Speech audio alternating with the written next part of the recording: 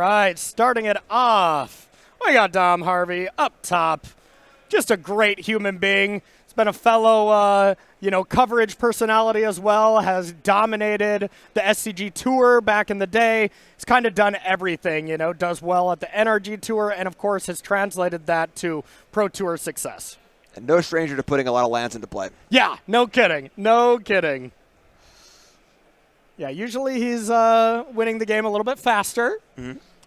Pro Tour Barcelona top 8 competitor with his pet deck, Amulet, which of course is just one of the best deck, if not the best deck in Modern right now. Yeah, one of those Amulet master people that are operating beyond my scope of comprehension. 100%. And looks like we had the old 1-mana peak, but nope, you don't get to draw a card as there was nothing to discard from Dom. And that's the thing is duress very needed against that turn 2 up the beanstalk because the game changes when your opponent has that play on turn 2. But outside of that, half of your things that you're playing from the domain side are creatures, or if you're playing them as non-creatures, it's the other side of overlords, And, not a bad draw here. Getting the green Overlord, getting an everywhere land going. Kind of the bread and butter outside of Up the Beanstalk itself for these domain decks. Yeah, the domain games, kind of like how the Izzet games can be defined by the games they have cutter and don't. Yeah. Domain, very similar. Obviously, Beanstalk's important too, but when you play that first Overlord and get that first everywhere land, your mana is perfect for the rest of the game. Yep. Your domain is now perfect. You have full 5 copies of domain. It's the only way for this deck to actually get the full 5 domain, where without an everywhere in play, your bindings can only be down to 2 mana, never 1. Yep. So just playing that first Overlord and getting that first everywhere is a massive game. Yep, totally agree with you on that one. And on the other side, we see Kaz, that second land was a Soulstone Sanctuary, and I was going to say half the time that represents, hey, I don't have another land. Yep. But if you got 2 Soulstone Sanctuary, that's, of course, something else that can happen. And here is the very powerful Room, Unholy Annex, which is another card that at certain Pro Tours, I believe at Worlds this last year, was basically the best card in the format. Yep. Then the next weekend it's unplayable, and, maybe now it's back to being pretty solid. Oh. And here's the combo. This was known by Kaz. This Zur was revealed. And this combination is just disgusting. Yeah, being able to Overlord into Zur on turn 4, is just so powerful. You get another land, you get a bunch of life. Even if it's answered immediately, you still get a land, get 5 life, deal 5 damage, which is phenomenal and helps set up for future turns. And those late game Zurs are also pretty insane. Anytime I see a Zur, I groan. Yep. I don't care if they don't have the enchantment yet. They're going to get it, and it's going to be amazing. And looks like Kaz goes to end step without a black source. I saw go for the throat in hand. There was other things that Kaz could have done, but this mana base ends up being terrible here for Kaz so far in round number 2. Yeah, there is no room for Kaz to stumble in this matchup. No. Kaz has got to get the duress off, get a few threats in play, and end the game before Dom can start playing these incredibly powerful threats. Yeah, Dom's top decks, just Domain's top decks in general, are just so incredible. Even if you're top decking a 2-drop, it's probably still the best card in your deck up the beanstalk, Yep. It's fun. The Room, Unholy Annex, like you were saying, was so powerful. Kind of a victim of the this town ain't big enough kind of bounce shenanigans. Yeah. Where you don't want to play 6 mana for a token in a this town format. But now this town's kind of been stepping back a little bit. We've seen Orzhov Pixie being the dominant Pixie deck, and a card poised for a resurgence. Yep. Turns out this town is indeed big enough these days. Yeah. Yep. All right, double go for the throats, getting rid of the 2 Overlords. So Dom's out of pressure, and now Kaz will have the ability to get a demon down next turn in some way and hope to, get this draining going the other way, as Kaz is already at 4, but there will be no time off as Dom goes for the white Overlord, gets a couple flyers in play, and going to be really tough for Kaz to neutralize this threat. Spawn more Overlords. Yes. Yeah, Overlord of the Mistborn is just an unbelievably powerful card. They're all so good. In any fair sort of matchup, this Grave Titan effect of this huge creature, 2 great bodies, and then that pressure of, if I don't kill this immediately, there's 2 more creatures, and it's just going to fall way behind. And you got Alexander Hayne tokens. Ooh, nice. Fellow countryman of Dominic's. Oh, Canada. Yeah, it's not fair. Dom was just, he's like, I could win in Canada. I want to come down and play these U.S. ones, though. do some damage here as well. And there's that first attack with the Overlord is so backbreaking. Oh, yeah. Yeah, all the go for the throats look like they've already been answered. Oh, how about the second one? Oh. How do you feel about the second one? Pretty good? Yeah. God, I don't know if Dom brought enough Alexander Hayne pro cards. It looks like we're getting into the second tier. Yes. First printing and second printing. Yeah. I miss those. I do too. Those are cool. Yep. Did you ever have any of yourself? Never had a pro card. Me neither. Hey, I remember, at F&M when I started playing, when I was still a youngster, and I would open up and see those pro cards and be like, they made how much money playing Magic? I was like, dang, this is so cool. Yep. That was at a time where it was like the player cards were Frank Karsten, the Ruels, those kind of players way back in the day. But yep. Game 1 going to the Canadian Dominic Harvey, taking it down with Domain. So now players going to exchange their deck lists. This is an open deck list tournament. That is the first thing you do. You don't get to look at these deck lists while you're in the games, but you get this knowledge while you're sideboarding, and it lets you impact what you bring in. So the players have perfect information, just like we do at home. So, Jim, what is Kaz Rodriguez looking to do against Dom? Got to be the beatdown here. Realistically, it's about some discard spells. Dreams of Steel and Oil is a little awkward because there aren't a ton of hits, but all the hits are really, really good. And then Stonebrain could come in. This Domain deck is different than past Domain decks, where these mid-range decks wanted to name Atraxa because that was the unbeatable card of the Domain decks. But now with the Overlords and other various threats, the Stonebrain is probably coming in, but it's not as backbreaking as it used to be. But yeah, the reality here is that we want to see discard spell, threat, and just turn the corner before Dom can get out of it. And then, that is crazy. Sorry to interrupt you, Jim, but like the fact that these Dom's domain list doesn't play any Atraxa. Usually you play one or something, but yeah, just the Overlords are just so powerful. Usually there is one on the board typically for like those slower matchups and stuff. Sure, but for the grindy matchups, as they say, right? Yeah, exactly, right. It's 7 mana is the new 5 mana, Yeah. But yeah, not even bothering, because the Overlords are also powerful. Real cool card in the sideboard too. This is a Reed Duke innovation from the last Pro Tour. Stock up in the board of Domain. Okay. So Reed and Map Nas, who obviously won the Pro Tour, both played one on their board. Idea being it's kind of like a big card, kind of like a Traxa, where it's like this big card you can bring in grindy matchups, but it's cheaper, and then it increases the density of your other sideboard cards. So with 2 Destroy Evil and 2 Stock Up in your board, it's almost like you have 2.5 Destroy Evil or 3 Destroy Evil because you find the cards you want more often. So that's just math. Yeah, exactly, right. I ran the numbers, I promise. But yeah, so Stock Up looks great. Elspeth, maybe Destroy Evil or 2 for these larger creatures. But for the most part, it's going to be business as usual for Dom. Yeah. I like to change the equations in the board as well. If you're up against on the play against Izzet or something, that card can just still be amazing. And, of course, it's going to be great against the red decks. Has a lot of applications there as well. So, going to get into game number 2 here. But before we do that, of course, let's talk about one of our next events here. And this is going to be a crazy exciting event here. SCG Con Orlando is going to be August 29th through the 31st. This, of course, is going to be our next spotlight event after Indianapolis. But it is Planetarium rotation. So, of course, new set coming in. But Standard's fully rotating at this point. Are you excited for this? I mean, when Standard just rotates, these are always historically the most exciting SCG events to watch, I love that first week rotation Standards. Yeah, it's like a new set release times 5. Yeah. Where we get a new set, we lose a bunch of sets, and like we were saying, Standard's so large right now, there are so many really awesome cards in Standard that have kind of fallen by the wayside a little bit. They're still very powerful, but they don't quite have the best home.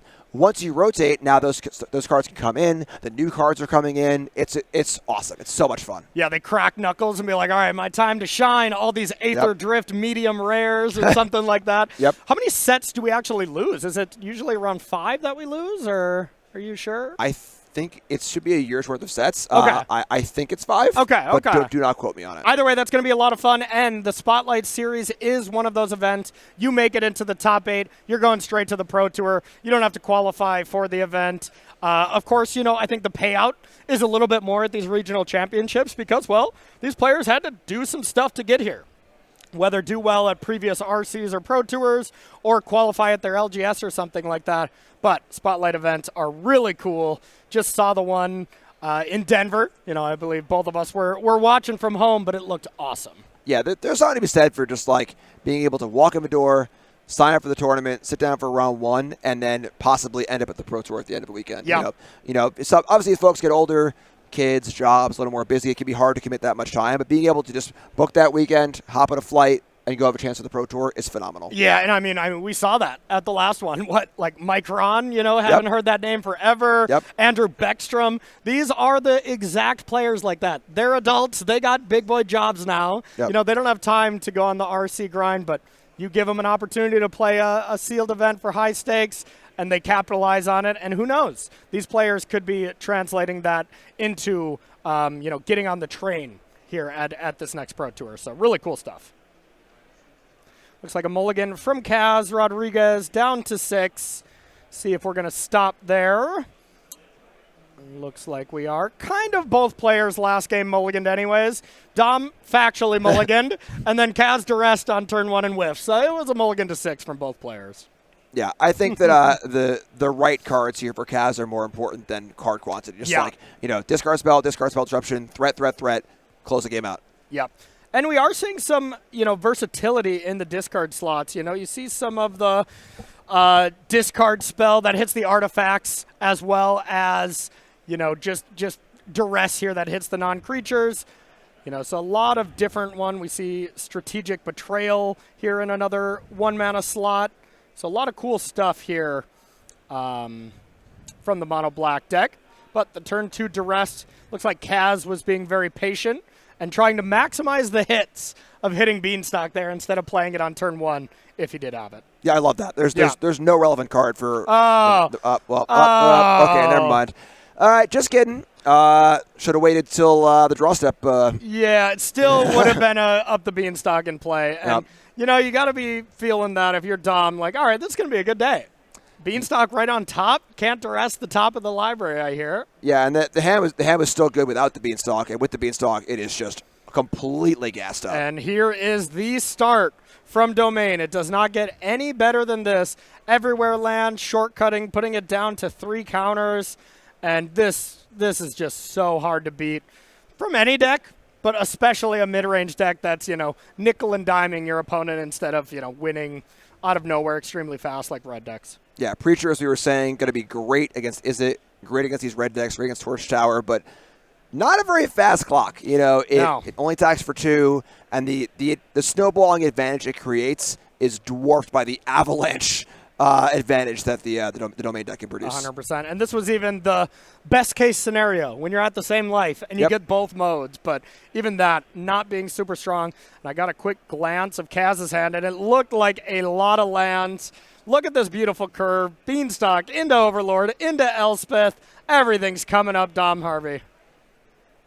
Yeah, Elspeth, honestly, I think objectively the most powerful card in Dark-Eared Dragonstorm. Yeah. Elspeth is unbelievable Planeswalker. It does actual everything. It has synergy with other cards. It makes threats. It kills your opponent fast. It kills things. It's hard to kill. It's just an unbelievably powerful card, but the right home for it hasn't really been found yet. Yeah, not really. And, when the most played deck, and Dom knew what deck was going to be the most played here, when the most played deck's going really wide on you, Planeswalkers are not really at that good of a position. For sure. So it makes sense. But, yeah, I mean, what? If you put in a white Overlord here, you're getting 4 tokens. Does it work with the green Overlord everywhere lands? It does, yes. Oh, God, yeah. So that extra text there is no joke. Right, for sure. That static ability on Elspeth is incredible. That's the kind of card where in a post-rotation format, things slow down a little bit, and oh my God. Yeah. Go buy your Elspeths now kind of thing. This goes from a 1 Elspeth in the sideboard to 3 in the main, a 4th in the board type card real quick. Yep. And looks like we are going to line up some blocks. Not sure where the attacks are going, but when you see a Planeswalker on the battlefield, it's pretty obvious where attacks are going. Almost always it's correct to get rid of the Planeswalker and then start getting rid of your opponent. Now the problem here, though, is that's going to give Dom a lot of time. Oh, and yeah. Time is all Domain needs, especially with Beanstalk already in play. The Speed Demons here. We're drifting in. Speed Demon's an interesting one. Yeah, it's quite a powerful card. So most of the speed cards in Aether Drift just care about binary. Do you have max speed or not? This was a variable where you had to draw and lose life for your speed at the end of turn. It's almost a speed card that like doesn't want to play with other speed cards. Because drawing 4 and losing 4 is you can't do that many times. And that's not a May. Right. I have died to my own speed demon before plenty of times in limited. That's for sure. Absolutely, but it is a very powerful threat. It's huge. It's got flample, and then if you're only drawing 2 cards off it, that can be great. It's the kind of card that Kaz wants here. It's huge. It draws some cards. It kills quickly. But I'm sorry. Did you say flample? I said flample. Yeah. Okay. All right. I caught that. That's good. All right. Ride's End here. 2 mana. Exile a land, draw a card, fair magic. Love it. Love a good Stone Rain. Yep. Now the Speed Demon will need to be dealt with, but, I mean, if anything, you can just Elspeth it here, huh? Oh, Biza is about to make all the fish. The fish market's open. Yeah, wow. Or as my son says, fish. Fish. The fish are here. We will be getting, 4 fish here. Life totals looks like they are the same, so no life and no trick to do that. Sometimes if you have pain land, stuff like that. So, good guy. Kaz sharing his fish. Is Dom calling himself a fish here? Is that the joke? If not, we're making it. Exactly. Dom, of course, the farthest from a fish, but, good players, there's a direct connection with the better of player you are, the less you bring the tokens you need for the tournament. Yeah, that. Luis Scott Vargas brings his deck, maybe not even a life pad, no tokens, Yep. He's the greatest, so of course, naturally, he's not bringing anything for his own deck, That's how I gauge it. And what's so powerful about Elspeth here is that we saw the Elspeth take down the Speed Demon. Yeah. Like, that's incredible. Elspeth is an amazing threat. It has synergy with other token makers. Yeah. It's also just a removal spell. It's just like an emergency button. Oh, I can also just kill that too. Yeah. And I mean, it still did something to be able to get that many fish. Like you got that static ability, so it did something proactive as well as the removal spell. So just an incredible card all around. So Dreams of Steel and Oil, taking a peek here, getting the only target. Looks like Overlord, but Analyze the Pollen. We have 7. Is it 7 or 8? I believe it's 8, right? We need 8 to evidence. Yeah, okay. So that was brutal. I mean, that not only got the expensive card from the yard, also got the only other threat. So, I would say that's quote-unquote brutal for Dom, but Dom's just so far ahead on the battlefield that even if he bricks for one more turn, still going to be okay. But if he were to find anything to get into the yard and be able to collect evidence for this and play Zur, we're just done. And here's a way to do it. Surveil anything with mana value into the yard. Looks like it was so good, Dom needed to keep it around, which is kind of crazy, right? If it was anything, you want to put it into the yard, right? And if it was a land, you'd put it into the yard too. Yeah, that is a little interesting. Also interesting here is Kaz's sideboarding. The Maze Mind Tome coming in. Maze Mind Tome is a phenomenal tool against control decks, against mid-range decks and stuff, but not really the game that Black wants to play against Domain. The game's got to go quick. If the game goes long, it's heavily in Domain's favor. And we're beefing up the fish. Straight upgrading these fish, getting in for 8 damage. Elspeth is looking amazing here. And here comes the Overlord. So Dom is just recognizing, you know what? The card on top is too good. Maybe Leyline Binding. It'd be hard for me to want to get rid of that, But even that, you get to play the Zur. You could have done some nasty stuff. So it'll be interesting to see what is on top. I'm curious, too. Yeah. I'm trying to work out what it could be. Yeah. And maybe a stock up? Maybe, yeah. Possibly. I mean, I would bin anything, I think. Agree. Absolutely anything. It's pretty appealing, for sure. Yeah. Duress. And this gets the Analyze Pollen. All right, there it goes. And didn't get a good eye on the other card, but it wasn't cast, so it's probably a land. It was land on the previous turn. Yeah. The hand was land, and Analyze the Pollen. Yeah. So. Cut down. Whew. It's tough because cut down does kill Zur. Yeah. But not much else. I was just thinking the same. Like, why is this still in our deck? But, that's the problem these Domain decks put you under, is removal is bad against them, but when your opponent just slams a Zur and animates the enchantment, you want to have something. It was an Overlord. That makes a lot of sense. Sure. But couldn't you have just put it into the yard and then gotten Overlord? Yeah, but Dom would have had to suspend it or whatever, not actually played it. Sure. Agree, it's like still very good either way with Elspeth and Blade. Yeah. I think all roads lead to Rome here, honestly. So I mean, this one of Elspeth is just doing work here. Here comes the fish. Here comes the Overlord. And Kaz will enjoy his camera time here for a little bit, but there's no real catch-up mechanisms from this, and that is round number 2 going to Dominic Harvey, advancing to 2-0 with Domain, our third most represented deck